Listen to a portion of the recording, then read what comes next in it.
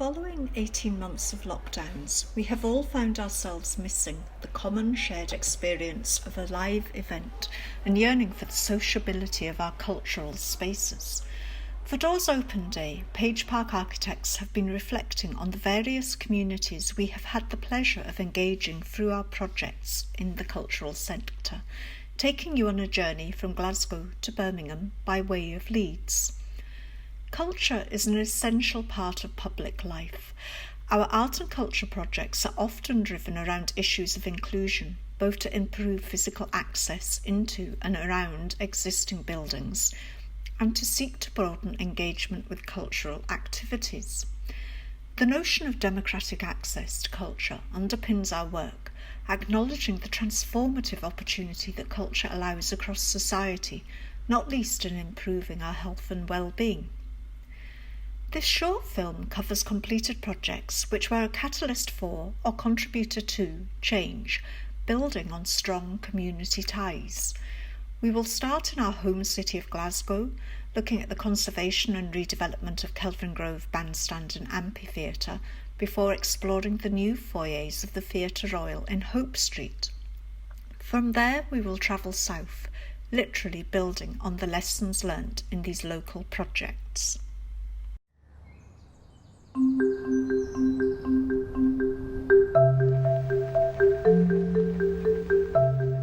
Page Park were appointed by Glasgow Building Preservation Trust to lead the restoration and redevelopment of the Kelvingrove Bandstand and Amphitheatre to improve access and ensure compliance with current regulations. When the project began, the venue may have been disused, but certainly not unloved. A sunny day in Kelvingrove is a joy, really. I remember coming here in 1979, a really hot day, coming down to the bandstand with my small daughter, just a few months old, listening to some great music.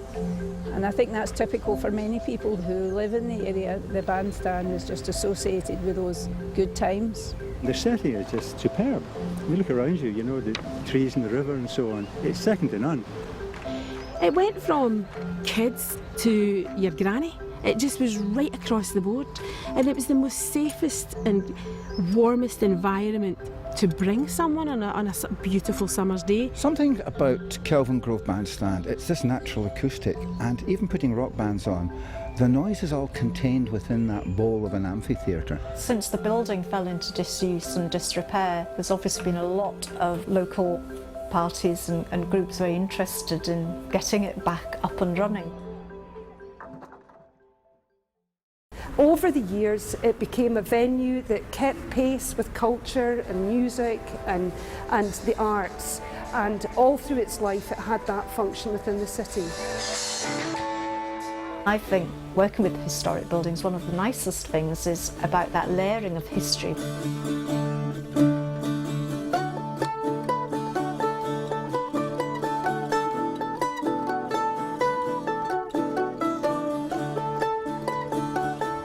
So we have been able to preserve more of the building than perhaps we anticipated.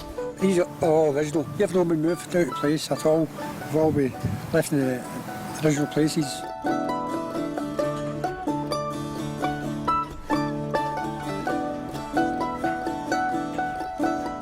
My son played on the bandstand in 1992, and now we've got sunshine. It'd be great for him to come back again, perform.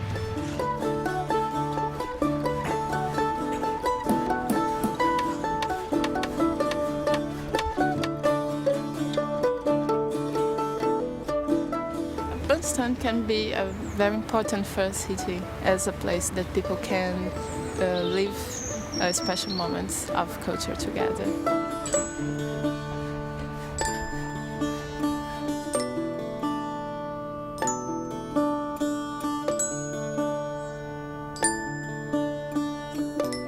The bird that never sang, the bell that never rang, the fish that never swam. I make the patterns for lots of cast iron things which you'll find around Glasgow and Scotland. This particular job, I had to recreate Glasgow's coat of arms. There's an awful lot of really interesting stuff around the city to look at. And I guess I'm quite lucky that I live here and I get to see quite a few jobs that I've made around the place. So the crest at the bandstand here, I'll get to walk past it quite regularly and have a look at it. One of the best projects I've actually been on. And hopefully there'll be many more. Hopefully I'll be one of the first on the stage. Thank you very much. Thank you. Thank you. Thank you.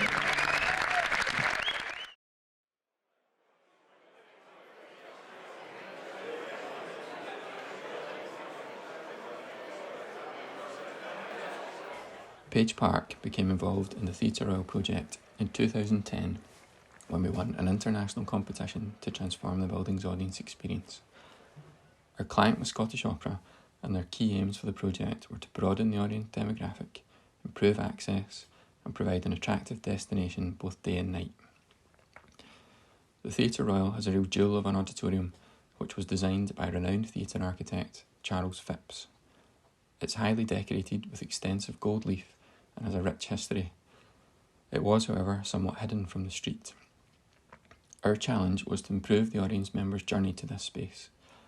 This gave birth to our street to seat mantra, which we continually referred to during the project. Before we were involved, the site to the north of the theatre was occupied by an unassuming 3-storey wing containing a cafe and box office building, not something you would pick out as being a key public building in the city. Also, typical of Victorian theatres, it had several stairs to segregate the audience, and you entered the auditorium from the side rather than on the central axis. All of this led to lots of congestion in the foyers and a diminished visitor experience. What we've now created is a series of new foyers and bars extending out to the north that align with the existing auditorium levels and provide new spaces fit for a modern entertainment venue. The entrance to the auditorium has now been reorientated onto the central axis of the main theatre. This follows the original historic arrangement, which we were able to uncover following extensive research on the building. The elliptical shape and form of the new foyers was driven by audience flows and people movement around the space, in addition to referencing the sweeping balconies of the existing auditorium. Connected into the elliptical foyers is a repeating core providing all the essential functions such as bar areas, lifts, toilets and fire stairs. The centrepiece to the new foyers is the main stair. Conceptually, this stair is the inverse of the old circulation arrangement. The historic theatre had a series of closed, separate stairs, taking audience members to their chosen level in isolation from others. This came back from the days when an audience was split up by class. The new stair, however, is about bringing the audience together and democratising the theatre-going experience. This new stair gives access to all levels of the auditorium and culminates at a new rooftop terrace. Externally, the building announces itself on the corner of Hope Street as a striking gold drum held between two concrete bookends.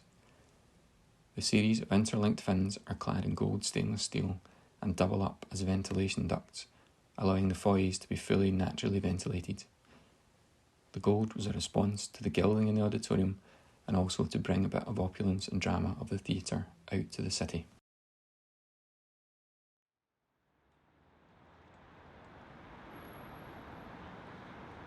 As for previous projects, our work at Leeds Playhouse had an emphasis on improving access, broadening engagement and opportunities, and growing audiences. It sort of came into being after some lobbying by a group of people in Leeds who, back in the 60s, thought that Leeds, as a large city in the north, should have a producing theatre. It was quite, in a way, quite unique, really, for not having a producing theatre for the scale of city that it was.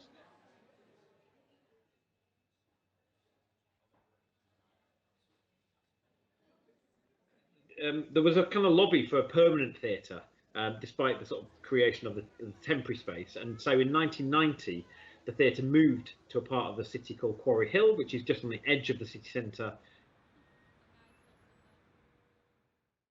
For those that aren't familiar with Leeds, just give a little bit more context in terms of the urban setting that we find ourselves working in. So you can see from this aerial view here, the Playhouse sitting very proud on the right-hand side. And this wedge of land between it and Leeds City College, which was developed simultaneously with the building, both in terms of design development and then implementation. And in fact, the same contractor, BAM, worked on both. And what you can see in the back of this image here is Leeds Quarry House. Now, this was the kind of only delivered element of Terry Farrell's master plan for the Quarry Hill area of Leeds that was developed in the 1980s, and that is the reason why the Playhouse building effectively faced the wrong way to the city, because the entrance was at the top of the hill. So it effectively faced away from the city, anticipating a development that actually was never materialised. The 4 ceramic panels to the new facade facing Leeds city centre are a dramatic addition to the urban landscape, as befits a theatre. Rooted in the local tradition of ceramics, and each representing one of the 4 performance spaces within the redeveloped Leeds Playhouse, the panels reflect the creativity and diversity of the artistic programme, audience and the building. The design of the new entrance extension to the Leeds Playhouse is rooted in place and an understanding of the development of the site. Leeds has a strong tradition of the use of ceramic and faience in building facades and interiors, which is visible throughout the city, notably in the tiled hall of the Central Library and Art Gallery and the County Arcade. This is a rich tradition that continues in more recent developments such as Victoria Gate.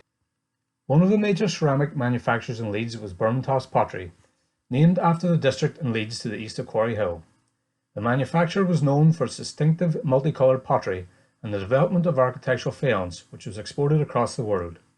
It therefore seemed appropriate to us to explore this local artistic tradition with a wide geographical reach in developing the facade for the extension to Leeds Playhouse. The repetitive three-dimensional form of the ceramic panels is derived from the geometry of the existing theatre building to ensure a dynamic facade that changes with the light. Each of the 4 main panels comprises 50 tiles. Each of the panels represents one of the 4 performance spaces within the Playhouse. Each is an abstracted view standing on the stage and looking back to the audience. This can also be interpreted as the city as the stage. The performers are depicted at the base of the panels, and the contrasting spot colours at the head of the panels represent the audience. The shape and identity of each of the theatre spaces are manifest in the panels. The colour palette recalls the vivid colours of the Birmingham pottery and emphasises the difference and diversity of the spaces. The colour scheme then feeds into the interior and wayfinding strategy. The ceramic panels are lit from the base, representing footlights and stage lighting, and then grading out as the light fades up the panels. We made radical alterations internally to connect the new entrance foyer through to the former entrance by literally driving a new link route through the middle level of the building. At the heart of the building lies the box office, occupying a space where the link opens out to connect to the newly landscaped space. This link provides direct access to the theatres through new doors which everyone can enter independently. The link is much more than a circulation route and includes small moments such as new seating. Memories of the original theatre building are not erased but celebrated as the new route links effortlessly back into the original foyer spaces. A key part of this project was about creating a small-scale performance space in an expansive basement area. The Bramall Rock Void is an exciting as-found space with an edgy vibe and is the perfect venue for young theatre practitioners to hone their craft. The building opened to the public in late 2019 and quickly re-established itself as a key cultural asset in the city, serving lots of different communities.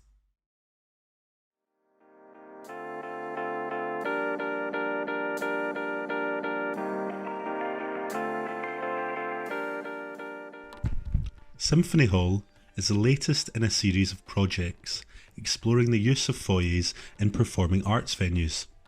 There is always a need for these spaces to function well around performance times, but also to be active during daytime, to ensure that the foyers reflect the energy and creativity of the artistic programme. The project extended the foyers and provided, for the first time, a dedicated entrance for the Symphony Hall from Centenary Square, one of Birmingham's key civic spaces, which has recently undergone development to provide high-quality urban realm. The new main entrance provides ramped access from Centenary Square to Symphony Hall, with barrier-free access from the city to your seat. The project tagline, "Making an Entrance," defines the focus of the project in a clear and simple statement. The expansion of the foyers allows Symphony Hall to broaden engagement with cultural activities by growing and diversifying the audience, to create a permeable space energised with new artistic adventures, and to dissolve the formality of the Symphony Hall to turn curious visitors into lifelong supporters. The use of the foyers as performance and event space builds on the client's current programme, and our designs provide the infrastructure for the space to support a range of events. The ability to simply transform from education and community use into performance mode is key in the foyers. The ambition is that the foyers become a destination in themselves. Our design seeks to comfortably accommodate the existing audience, and through softer thresholds, encourage in more people to the foyers to explore the Symphony Hall and the rich musical programme on offer, emphasising Symphony Hall's ambition to bring more music to more people. The Hyde Park Picture House is a much-loved historic cinema in Leeds, built in 1914. This Grade 2 listed building is not only of great local importance, but has nationally significant heritage as it is known to be the last gas-lit cinema in the UK. Page Park were appointed to oversee the refurbishment and extension of this landmark, with the ambition of renewing the historic cinema to be accessible for all. The project involves critical conservation works to the historic fabric of the building, as well as the addition of a new extension and second screening room. The extension will provide additional support spaces for the cinema, including better and more accessible facilities for the community, such as a new lift, more toilets, and additional function spaces. For many years, the Picture House has been supported by a loyal community of cinema goers, which has undoubtedly seen it through difficult periods when other independent venues have been forced to close. It is hoped that this project will enhance this unique cinema and give something back to the community, while securing the future of the Picture House for the next generation. Things are progressing really well on site here at the Picture House. Now that we've finished the new foundations for the extension, it means we've been able to start the excavation down into the basement. We've gone down about 1.5 meters, which has actually uncovered some of the existing historic structure underground, which is quite interesting.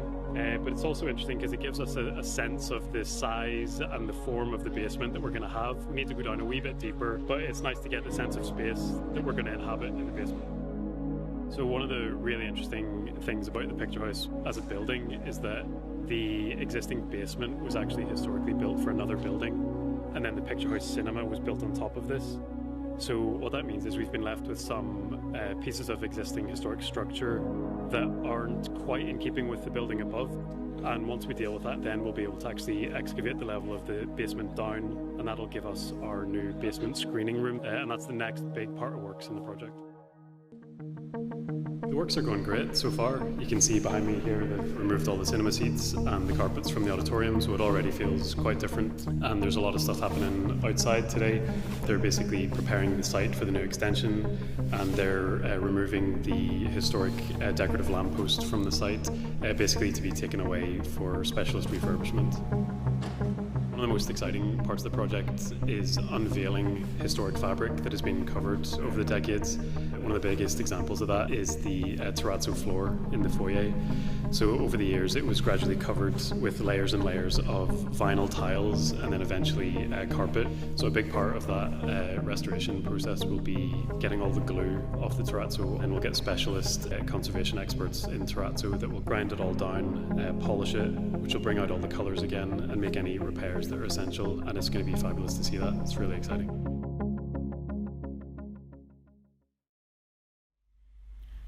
We hope you have enjoyed this tour of our work, projects which are all unique and carefully crafted to suit their own communities, but each underpinned by the notion of opening doors and creating democratic access for everyone.